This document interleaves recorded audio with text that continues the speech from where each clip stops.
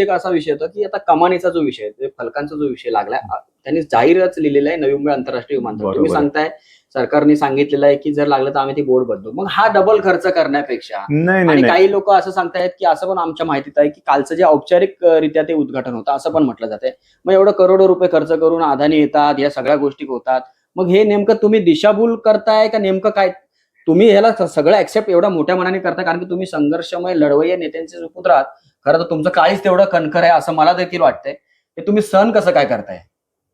खरंच प्रश्न म्हणजे त्याचं उत्तर काय द्यावं मला समजत नाही. कारण सहन कसं करताय? कारण मी ज्या पद्धतीने आपल्या ज्या नेत्यांच्या बरोबर फक्त भारतीय जनता पक्षाचे नेते असं नाही, मी सर्वांचीच बोलत असतो.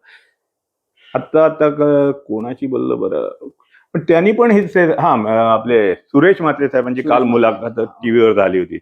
त्यांनी सुद्धा हेच वक्तव्य केलं की आपण 60 दिवस